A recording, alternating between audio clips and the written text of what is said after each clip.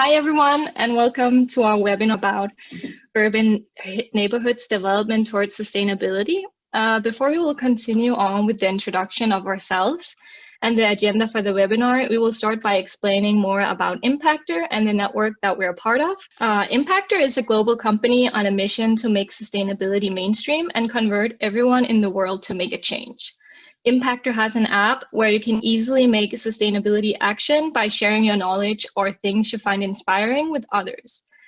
There's also Impactr Storms, which are global campaigns that helps accelerate the sustainable transition. For instance, the Flick the Switch campaign, as seen on the screen, is about making people switch their electricity provider.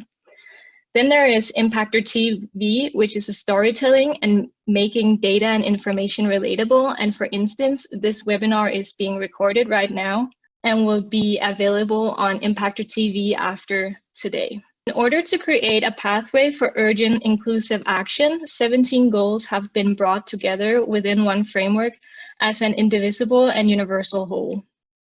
Therefore, not only the goals and targets, but also the interactions among them are brought into focus in the 2030 agenda.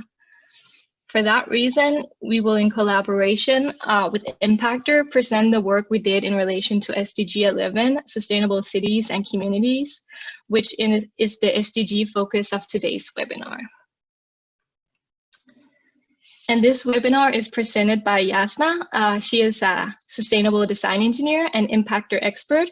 And then by me, Charlotte. I'm also a sustainable design engineer and Impactr expert. And the webinar is, as already mentioned, created in collaboration with Impactr and is based on our master thesis project in sustainable design that we did at Aalborg University in Copenhagen. So this is our agenda for the webinar, where we will start by introducing the topic and scope of the project and move into our research and explain our motivation for working with this in relation to SDG 11. Then going into our findings from both intentional communities and the conventional dwellings that we have visited during our research, and further move on to the comparisons between the places.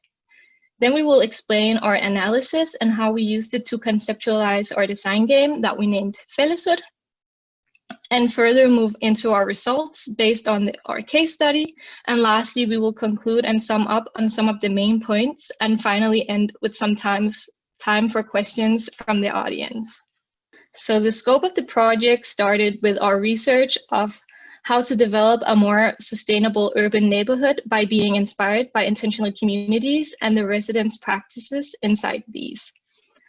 Studying this aligned with many visions in relation to Copenhagen Municipality's Agenda 21 strategy, such as Copenhagen's aim in becoming the first carbon neutral capital in the world by 2025.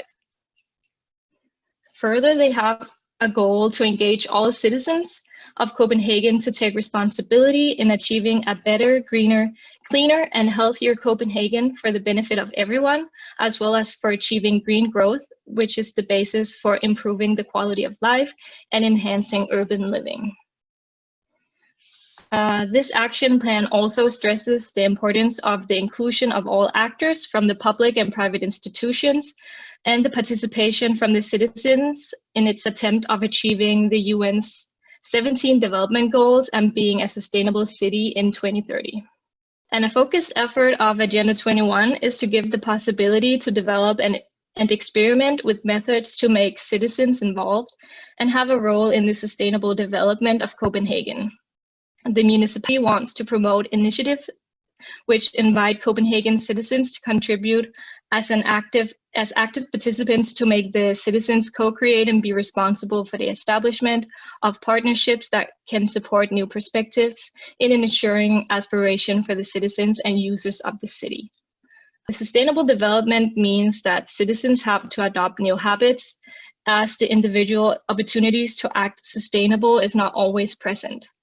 The social context is often controlling the decisions taken in everyday life, as the socially acceptable behavior is formed in communities.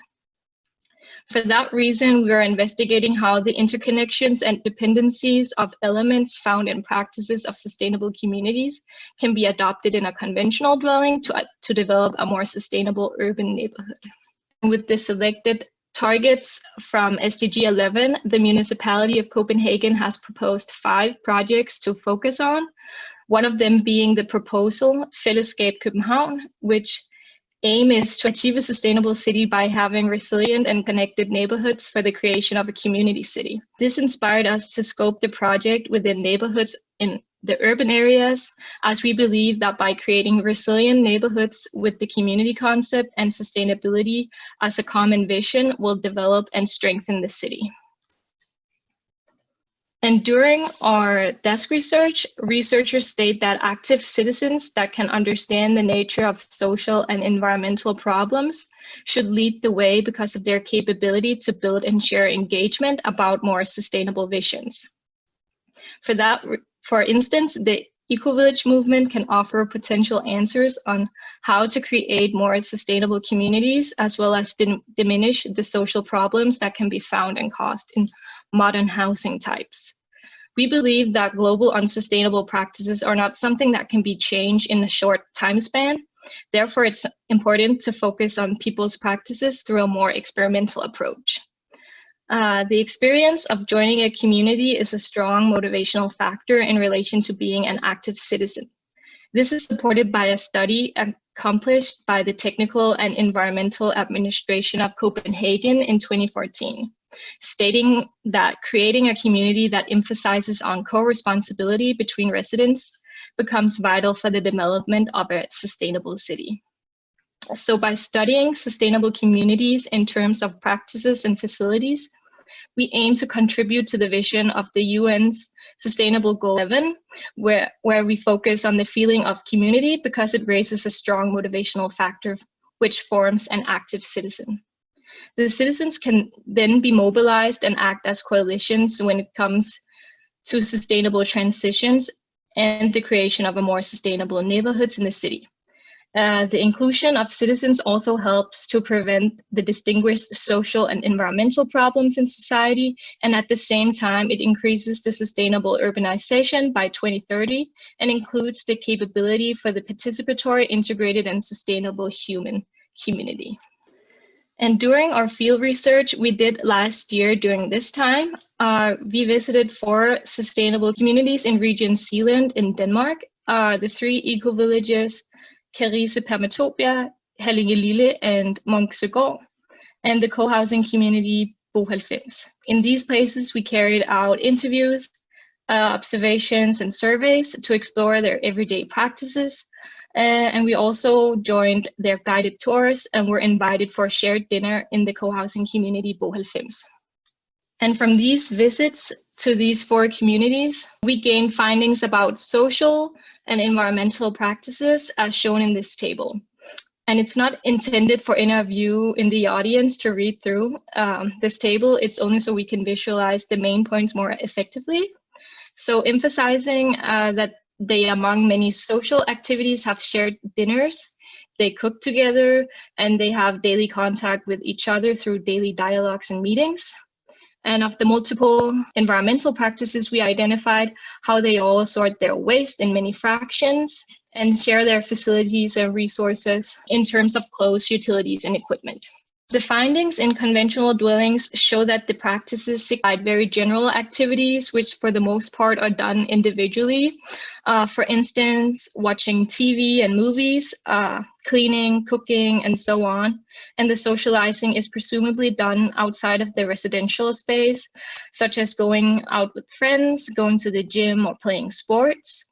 We therefore asked the respondents specifically if they do any social activities with their neighbors and if the building or area that they live in promotes any environmental practices in order to make the expected contrast and comparison between the sustainable communities that we already visited. The comparison of the practices in the different settings show that there are a lot more common practices with the neighbors in an eco-village and co-housing community in contrast to conventional dwellings. So in order to translate the findings from the tables we've just seen into a concept we could further work with, we analyzed the data in accordance to practice theory and conceptualized our analysis in a design game as a way of creating interaction with the users. And if we are to understand how practices are distributed within and between societies, we need to think about how material, meanings, and skills can be recrafted and substituted for more sustainable practices. So what is a practice? A practice consists of active integrations of material, meanings, and skills, and the material indicates the tangible elements arranged in a practice, such as technologies, infrastructures, physical entities, and of the stuff which objects are made of. The skills are accomplished bodily and mental routines, such as a competence you have acquired, a know-how, or a technique. And meanings are socially shared initiatives associated with the practice that gives meaning to it and reasons to engage in it, such as symbolic meanings, ideas, and aspirations. The important part of these elements is that they interconnect in everyday life as people incorporate them into their daily routines, and as a result, it reproduces a practice. To understand and describe how practices can change a framework known as recrafting practices, substituting practices, and changing how practices interlock. So recrafting practices is about analyzing each element of a practice and shifting them to transform the practice into a more sustainable one. Substituting practices proposes a strategy that targets the discouragement of the current unwanted practice and replacing them with the existing or new desired ones. The framework makes it possible to interfere with future practices through thinking how sustainable practices can accomplish the same needs and wishes from existing practices. The interlocking of practices identifies how practices are linked with each other. It focuses on the infrastructure of where activities are being carried out and the institutions of when activities are being carried out. This is important because it can give a holistic overview of how to change practices when looking at the links. So to sum up, recrafting, substituting, and changing how practices are linked can give diverse perspectives on how to examine practices, and at the same time, it presents ways to transform them. We further analyze the elements of the practices using social practice theory in order to identify the meanings, material, and skills, which made us able to visualize the elements living in a sustainable community, which is shown here. And again, we don't intend for any of you to read through the table. It's just to better explain how we coded our collected data. Some of the meanings for living in a sustainable community are, for instance, the feeling of community, the feeling of security, social aspects, and pride. For material, all the communities explained how they have common rooms and green technologies such as rainwater collection, solar panels, and rainwater rinsing system. Regarding skills, the communities told how they gained knowledge about agriculture, cooking, and knowledge about the water supply system. And further, this illustration shows more holistically all the elements of living in a sustainable community with all the practices that it entails inside the big triangle. So on the illustration, the small triangle make reference to all the social and environmental practices that we identified, emphasizing how practices are connected and shared in the community. And the large circles portray the meanings, material, and skills that are needed for these practices to be carried out.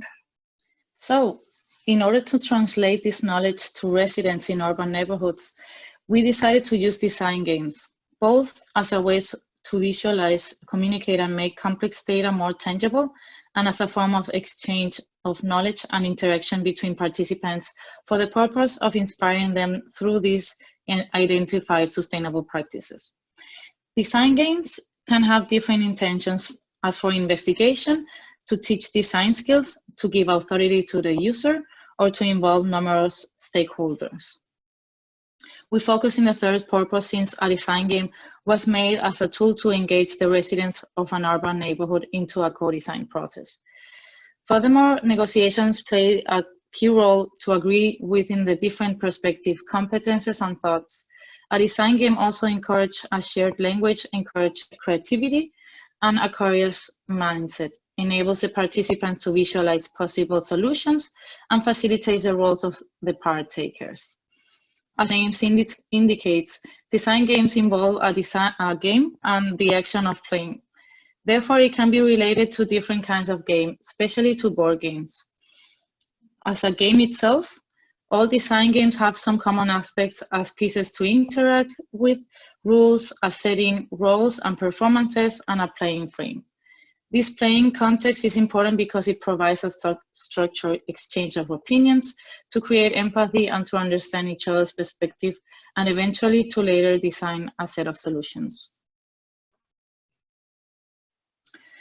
So, with the analysis and identification of elements of practices in sustainable communities, combined with the use of design games, we translated it into a concept which can recraft, substitute, and interlock practices in a traditional neighborhoods in a long-term perspective. We created the design fællesskab, which is a composition of the Danish word fællesskab and the English word neighborhood. And in order to introduce the elements of everyday practices of intentional communities, we conceptualize the identified elements into a design game with the 3 different game pieces. The square pieces represent the skills that can be related in performing a specific activity, such as shared dinners, baking together, etc. And the round pieces represent the meaning of doing these activities, such as sharing resources, empathy, and so on. The material game pieces will be represented in pictures as the potential places for doing activities in the community. Therefore, the neighborhood should be investigated beforehand. Since we have to investigate a neighborhood for creating the 3rd part of the game, we chose as our case study the social housing Neighbourhoods. Due to the setting this neighborhood was placed in, and as well the accessibility to the area and facilities such as Charlotte used to live there before. This neighborhood is managed by AKB and consists of 5 buildings with 16 individual squares and a total of 350 dwellings. The dwellings were originally built to accommodate seniors, but during the last few years, AKB started to offer the dwellings to young adults studying. The residents at Neighbourhoods are therefore now a mix of seniors and young adults. We identified these 8 common areas around the neighborhood, which were conceptualized into pictures as the 3rd element of design game. Our first initial observation showed that these common areas were not used that often, which was further emphasized by other residents. A 9th facility, which was a small gym, was not included amongst the chosen facilities since our aim was to engage and involve all the residents to do activities together, including the numerous seniors with disabilities and workers who are not able to do physical activities. After investigating the neighborhood, we invited the residents of Neighbourhoods to participate in some workshops with the purpose of transitioning into a more sustainable neighborhood. The aim of these workshops was to facilitate the design game with elements of practices from sustainable communities to recraft the practices of the residents into more sustainable ones in the long-term period. By doing so, we aim to create a space for negotiation and support the interest of doing activities together, which can potentially facilitate the feeling of community. The game Facilitation consists in 3 parts. Envisioning shared activities in order to start a dialogue between the participants of which facility that offers them more opportunities they see themselves doing activities in. Aligning interests to choose which kind of activities they would like to do together. And introducing environmental and social meanings to create value about why it is important to do these activities together. As a result of the workshop, the residents chose the common kitchen with a big room, as it has a lot of potential to do the wished activity together. Some of these activities were shared dinners, workshops, baking together, video games, movie nights, and so on. And for them to do these activities were that they save energy, socializing, share resources, and gaining knowledge. A second workshop was held where we facilitated a co-design process, which resulted in a prototype of a multi-purpose calendar, where the neighbors could start using for their own purpose of doing activities together. So how does design contribute to sustainability? The use of design allowed us to create solutions from the proposals and actively start a change. The importance of design helped us to transition the development of sustainable urban neighborhoods. With the use of participatory design methods and tools such as co-design and design games, a new vision towards a more sustainable neighborhood can be initiated. In addition, co-design provides ownership to the end user, since the result will probably not be the end solution, but will reveal a co-built interpretation of the framework, insights, design ideas, and wishes from the contributors. It is vital to include a solution space within a project and facilitate a transition towards a sustainable future. Experts whose aim is to initiate sustainable impact are the frontrunners who have the ability to facilitate the process into a systemic change. As you can see in the illustration, the three circles portray different skills that we have as sustainable design engineers and the contribution of this project. This was inspired by the three pillars of sustainability.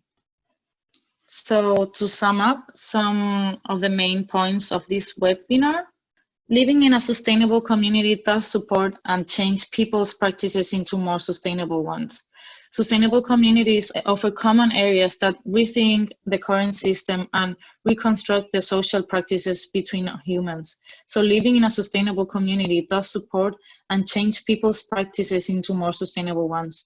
Intentional communities are usually established and sustained by people who are committed to follow a common purpose or intention, such as living in harmony with nature or living according to principles such as unity and grassroots democracy. Our design game can support a redesign of potential common areas and create a link to support social interaction. Our findings show us that the common areas of Neighbourhoods were used very rarely.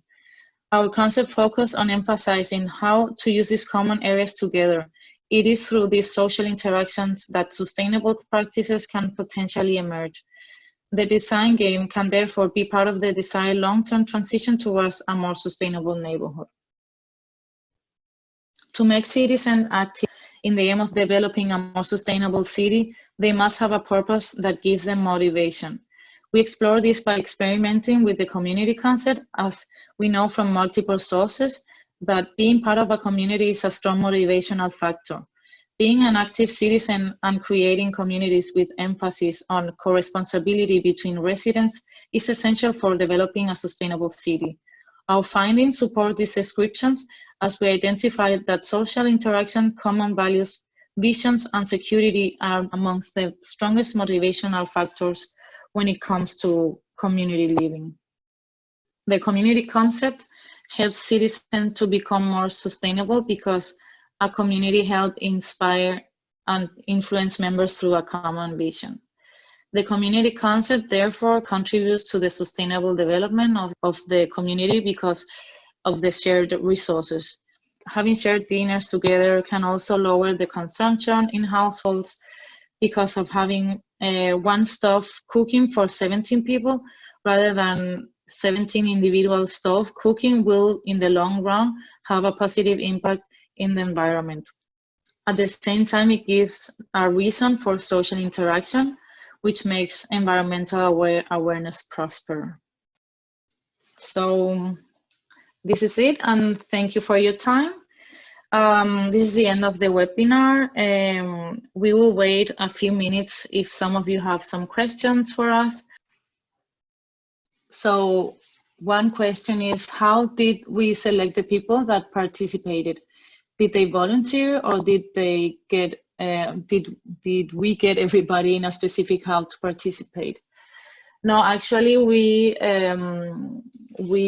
visited these 4 eco villages, and of course some of them were aware in advance. Some of them had like a tour that you could join. For example, on Sundays, in Montserrat, you could join on Sundays to a walk and showing around the facilities. And then in the meantime, we conducted the interviews, and also we left some surveys that they could fill in, and some QR codes that they could also answer questions through the internet. But it was actually us going there and researching and making the interviews in the on-site places. What was the feedback from the participants? Did they want to pursue along this path? Do you want to answer? Yeah. The participants at Neighbourhoods, they actually really liked our proposals and what we designed with them. So they would actually take the planning calendar to the next neighborhood meeting with the people that administered the neighborhood and the social caretaker, where they would introduce these to the neighbors that didn't participate in our workshops. So they were really positive about this, and were willing to use it afterwards. So we would say that they do want to pursue along this path, but we would need more time to create more interest for the rest of the neighbors, and also to mobilize more people to participate in our workshops. Because as we also stated, there were 350 dwellings, but we only had a handful of people that actually came and participated, even though we invited everyone through putting up invites in each of the stairways that were in the neighborhood, and also through the shared Facebook group that the neighborhood has. So we would say that they are positive, but we needed more time to create more. Yeah, it was like a second project beside. Exactly. To what extent do you need to customize the game for each location? So the game pieces, the square ones and the circle ones, they are more or less universal to be used in every neighborhood. But then the game piece with the facilities, they need to be customized to a specific neighborhood. So it really depends on which facilities and utilities a specific neighborhood has. For example, Neighbourhoods, they had a lot of common areas because it was a senior residency. So they have established a lot of initiatives in their neighborhood because they didn't want to get lonely. But definitely in more newer neighborhoods, you don't have that many common facilities. Yeah. So yeah. To add on that, for example, if we were to play this game in a modern neighborhood, we have to investigate whether they have common areas, or, for example, which areas around the neighborhood are potential in order to make activities together. And then, of course, gather the neighbors to facilitate the design game. Have you talked to the architects about the importance of facilities? No, we haven't yet. We participated in some conferences about rethinking the buildings, where architects were showing their new proposals. And it actually aligned with the co-housing concept, where every people will have their own house or apartment, and then there will be this common area. So it was very aligned with our concept, but it didn't actually, not in the ones that we participated, but they didn't solve for example, the issues that.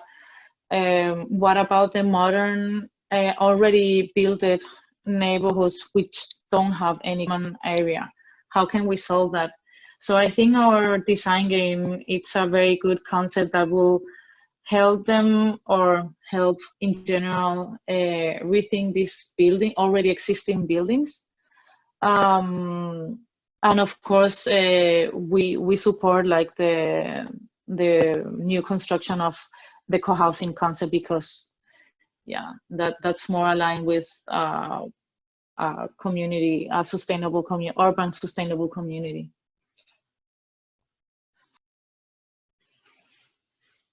Then it seems there are no more questions. So yeah, so thank you so much for participating